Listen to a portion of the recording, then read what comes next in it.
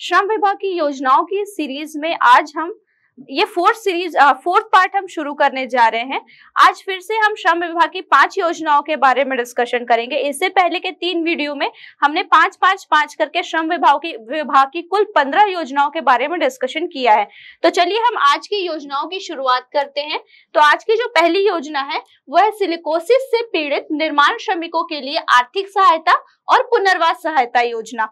Silicosis एक बीमारी है जो जनरली उन लोगों में पाई जाती है जो पत्थर वाले क्षेत्र में कार्य करते हैं।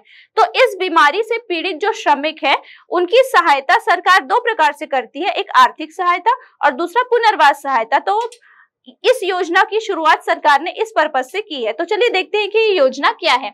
तो इस योजना की शुरुआत 2015 में की गई है और इसकी जो पात्रता है वो एज इट इज है कि जैसे वो जो है वो पंजीकृत श्रमिक या पंजीकृत मजदूर होना चाहिए। इसकी जो दूसरी पात्रता है वो ये है कि मंडल के अंतर्गत अधिसूचित प्रवर्गों में से अपंजीकृत मजदूरों का पंजीयन कराकर योजना का लाभ दिया जाएगा। अब जैसा कि हम जानते थे कि अभी तक जनरली हम जिन योजनाओं की डिस्कशन किए हैं उनमें पात्रता में एक बात बहुत कॉमन देखने को मिली है कि जो श्रमिक है वो पंजीकृत निर्माण श्रमिक होना चाहिए। लेकिन इस मामले की गंभीरता को देखते हुए, क्योंकि ये एक बहुत ही गंभीर बीमारी है और हम इसे लाइलाज बीमारी भी बोल सकते हैं, क्योंकि इलाज से ज्यादा इस बीमारी में हमें प्रोटेक्शन की जरूरत होती है इससे। तो इसीलिए इस बीमारी को मद्देनजर रखते हुए सरकार ने इसकी पात्रता में थोड़ी नरमी बरतते हुए जो मंडल में अपंजीकृत श्रमिक है उनका भी पंजीयन कराकर उनको भी इस योजना में शामिल किया है। तो इस तरीके से मंडल के अंतर्गत अधिसूचित प्रवर्गों में से अपंजीकृत मजदूरों का पंजीयन कराकर योजना का लाभ इसमें दिया जाएगा।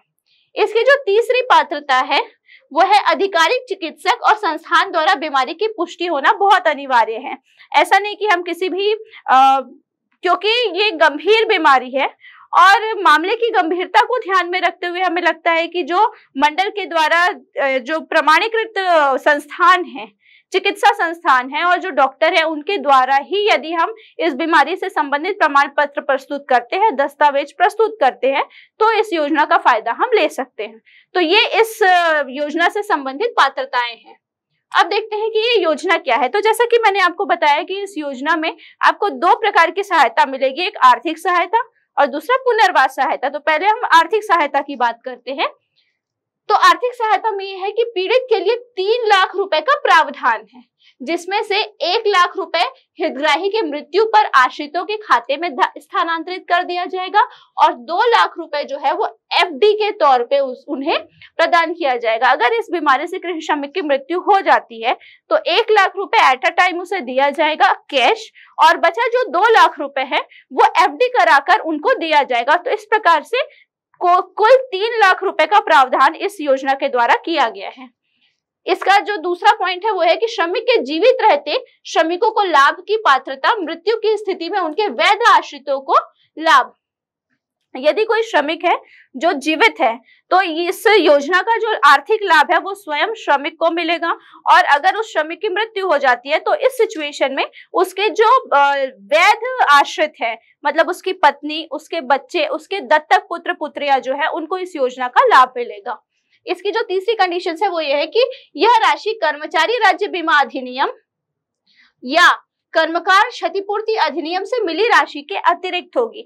ये इस योजना की एक बहुत अच्छी बात है कि जनरली हम देखते हैं कि जब श्रम विभाग की योजनाओं के बारे में हमने फर्स्ट वीडियो में पढ़ा था कि एक योजना का लाभ तभी मिलेगा जब श्रमिक जो है वो किसी अन्य योजना का लाभ ना ले रहा हो। लेकिन इस योजना में फायदा ये है कि अगर ये इस बीमारी से पीड़ित व्यक्ति को इस योजना का लाभ मिल रहा है तो वो लाभ जो है वो कर्मचारी राज्य बीमा अधिनियम और कर्मकार क्षतिपूर्ति अधिनियम से मिली हुई राशि के अलावा मिलेगी। मतलब उन्हें इन योजनाओं के द्वारा भी पैसा मिलेगा और इस योजना का पैसा भी उनको या उनके परिवार को दिया जाएगा। तो ये इस योजना की डिटेलिंग है। अब हमने अभी तक देखी आर्थिक सहायता, अब हम देखते हैं कि पुनर्वास सहायता क्या है। तो यदि जो पीड़ित व्यक्ति है वो गंभीर रूप से बीमार है या फिर उसकी मृत्यु हो जाती है तो इस कंडीशन में पात्रता के आधार पर पीड़ित व्यक्ति के परिवारजन को मंडल की अन्य सभी योजनाओं का लाभ जो है वो दिया जाएगा। जो पीड़ित है उसके परिवार में यदि उसके बच्चे हैं तो बच्चों से रिलेटेड जो भी श्रम विभाग की योजनाएं हैं उसका फायदा मिलेगा, उसकी पत्नियों को मिलेगा, उनके आश्रित माता पिताओं को मिलेगा। तो इस प्रकार से जो भी उसके परिवार के लोग हैं उनको श्रम विभाग की जो योजनाएं हैं पात्रता के आधार पर उनका फायदा उनको मिलेगा। अब हम देखते हैं कि क्योंकि हम डिस्कशन कर रहे हैं कि सिलिकोसिस से संबंधित ये योजना है, तो एक्चुअली हमें देखना पड़ेगा कि सिलिकोसिस बीमारी है क्या।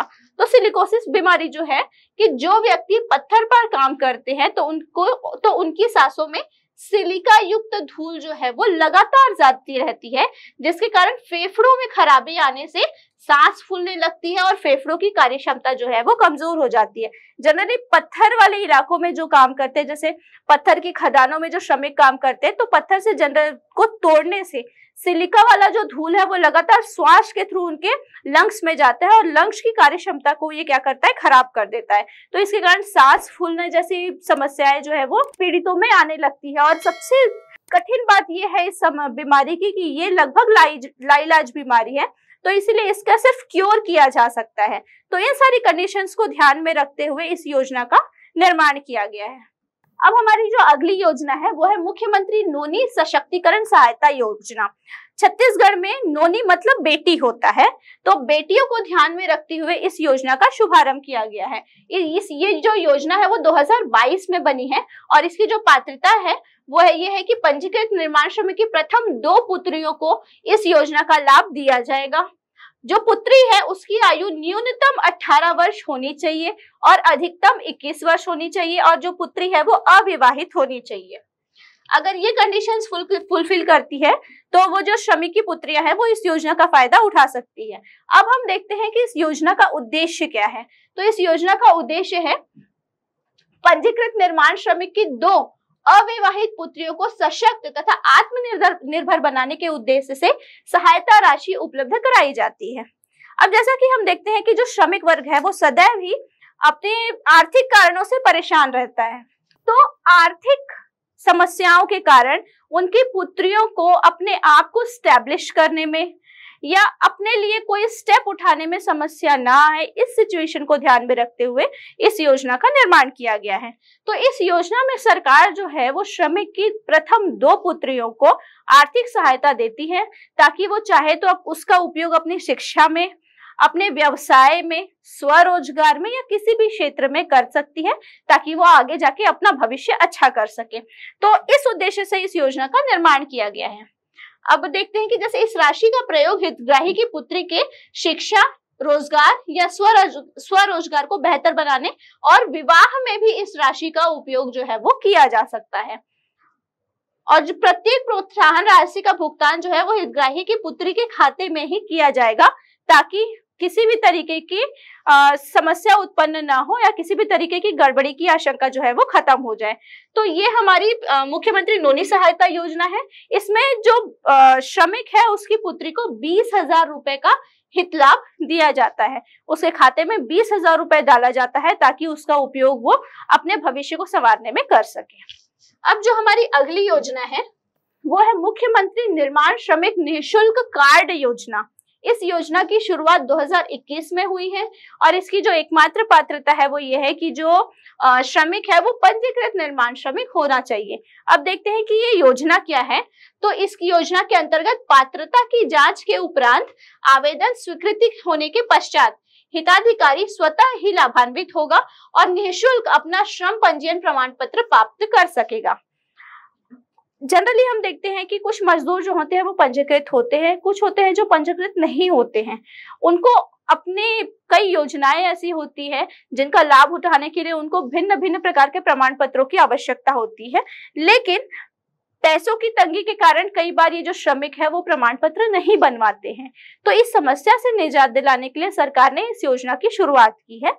इस योजना में श्रमिक जो है वो अगर अपने सारे सही दस्तावेज ले जाके प्रस्तुत करते हैं तो निःशुल्क उनका पंजीयन प्रमाण पत्र और जो भी आवश्यकता अनुसार प्रमाण पत्र है वो उनको दिया जाता है। तो ये इस योजना का मुख्य उद्देश्य है और यह कि हिताधिकारी के श्रमिक पंजीयन नवकरण अभिदान शुल्क की राशि की प्रतिपूर्ति मंडल द्वारा की जाएगी। ये सारे दस्तावेज बनाने में जो भी खर्चा आता है वो श्रमिक से न लेकर ये सारा खर्चा जो है वो मंडल स्वयं वहन करता है। तो इस प्रकार से ये एक आर्थिक सहायता है श्रमिकों के लिए कि वो अपना पंजीयन और दस्तावेज संबंधित कार्य जो है वो सुचारू रूप से कर सके। इसके बाद हमारी जो योजना है वो है मुख्यमंत्री श्रमिक सियान सहायता योजना। मुख्यमंत्री श्रमिक सियान सहायता योजना छत्तीसगढ़ में, जो छत्तीसगढ़ ही है उसमें सियान का मतलब होता है बुजुर्ग, तो ये योजना नाम से हमें समझ में आ रही है कि बुजुर्गों के लिए है। तो चलिए देखते हैं क्या है। तो इस योजना की शुरुआत 2022 में हुई है। इस योजना के अंतर्गत 60 वर्ष की आयु पूर्ण कर चुके निर्माण श्रमिक की मंडल की सदस्यता जो है वो स्वतः ही समाप्त हो जाती है। तो ऐसे श्रमिकों को बेहतर जीवन यापन के उद्देश्य से सहायता स्वरूप राशि दी जाएगी। अब जनरली हम देखते हैं कि चाहे वो गवर्नमेंट सेक्टर हो या कुछ भी, 60 या 62 वर्ष जो होता है वो रिटायरमेंट एज होती है, इसके बाद वो व्यक्ति कार्य नहीं करता है। तो ठीक ऐसे ही श्रमिकों के साथ भी होता है कि जैसे ही कोई श्रमिक 60 वर्ष की आयु पूर्ण करता है तो श्रमिक के रूप में उसका पंजीयन जो है वो स्वतः ही नष्ट हो जाता है। तो इस कंडीशन में श्रमिक को आर्थिक सहायता देने के लिए सरकार ने इस योजना की शुरुआत करी है। तो इस योजना के लिए क्या किया जाता है कि जो पात्र हितग्राही है, मतलब वे व्यक्ति जो 60 वर्ष की आयु पूर्ण कर चुके हैं, उन्हें 20,000 रुपए की सहायता राशि जो है वो मंडल के द्वारा एक मुश्त दी जाती है। और इसकी जो पात्रता है वो है कि हितग्राही कम से कम 3 वर्ष से निर्माण श्रमिक के रूप में मंडल में पंजीकृत होना चाहिए।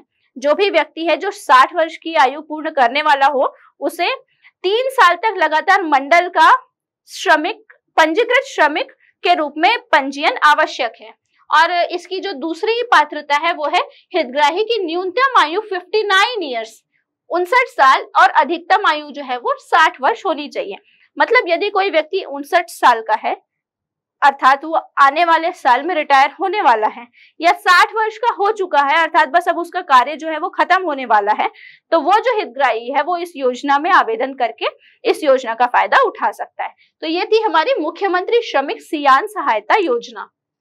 अब हमारी जो अगली योजना है वो है मुख्यमंत्री निर्माण श्रमिक सहायता केंद्र योजना। मुख्यमंत्री निर्माण श्रमिक सहायता केंद्र योजना, जिसकी शुरुआत 2022 में हुई है।